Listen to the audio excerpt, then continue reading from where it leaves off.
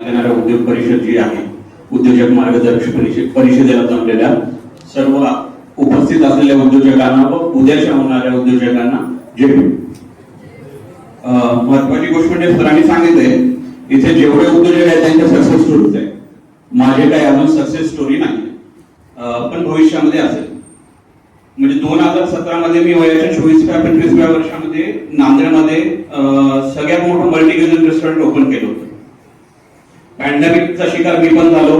Covid काळामध्ये बऱ्याचशा घडामोडी घडल्या, त्यामुळे मला हॉटेल बंद करावं लागलं.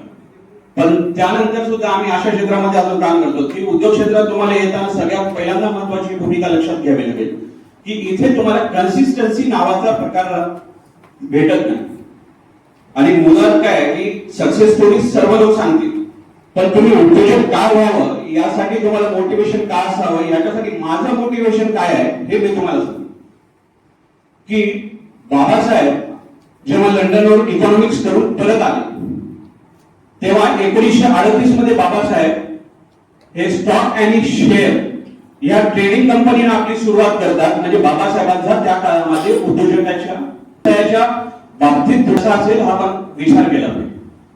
बाबासाहेब म्हणजे आपल्या आई वडील म्हणतात की माझा मुलगा मुलगी अधिकारी झाला पाहिजे. बाबासाहेब पण ते म्हणले असतील ना, तर त्यांना ह्या गोष्टी लक्षात आल्या की माझा मुलगा हा उद्योग अधिकारी नाही बनू शकत, त्या अकॅडमिकली गोष्टीमध्ये सक्सेस होऊ शकत नाही. तेव्हा बाबासाहेब स्वतःच्या मुलाला एक वेळा नाही तर तब्बल 3 वेळा सिमेंटचे कारखाना टाकून दिलेला आहे. बऱ्याच जणांना माहिती असेल आणि बऱ्याच जणांना माहिती नसेल. मग त्याच्या पलीकडे म्हणजे भैयासाहेब आंबेडकरांनी जुहू सारख्या विमानतळाच्या धावपट्टीचं कॉन्ट्रॅक्ट त्या काळात बाबासाहेबांकडे येतं, तर आपल्याला आजच्या काळामध्ये तर 100% मला वाटतं की आपल्याला लाज वाटायला. राहिली दुसरी गोष्ट की आपण या क्षेत्रात आहोत, व्यवसाय क्षेत्रात आपल्याला यायचंय. म्हणजे माझा प्रवास आहे, कार्यकर्ता आहे, मी चळवळीत काम करतो, पोटा पाण्याची सोय म्हणून उद्योजक होतोय. पण माझं ते पॅशन आधीपासून होतं की मला नोकरी करायचं नाही.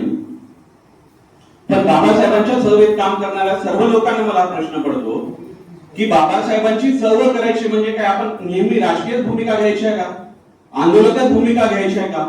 नाही ना. आंबेडकरवादी मिशन हे आपल्या समोर एक जिथं जागतं उदाहरण आहे की दीपक कदम सरांनी त्यागाच्या भूमिकेमधून आतापर्यंत आंबेडकरवादी मिशन उभं केलं आणि त्या भूमिकेतून एक शैक्षणिक चळवळ उभी केली. मग आपण सर्वजण मिळून एक उद्योग क्षेत्रातली उद्योग जगतातली एक चळवळ उभी करू शकतो की नाही हा प्रश्न आपल्याला का पडत नाही.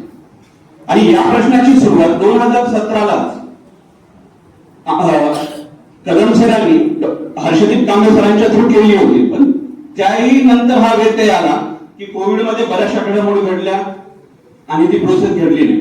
मग ह्या प्रोसेस मध्ये त्यागाच्या भूमिकेमधून कदम सर ह्या भूमिकेत येत आहेत की इथल्या तरुणांना रोजगार भेटला पाहिजे, स्वतः सक्षम झाला पाहिजे, स्वतःच्या पायावर उभा राहिला पाहिजे. आम्ही या सर्व भूमिकेचे कदम सरांच्या भूमिकेचे स्वागत करतो. आणि इथला उद्योजक आहे तो फक्त उद्योजक झाला नाही पाहिजे, तो सोशल आंबेडकराईट एंटरप्रेनर उभा राहिला पाहिजे. ही सर्वात महत्वाची भूमिका. उद्योजक खूप, पण त्याचा जर समाजाला उपयोग होणार नसेल तर तो उद्योजक आपल्या काही एक कामाचा नसणार.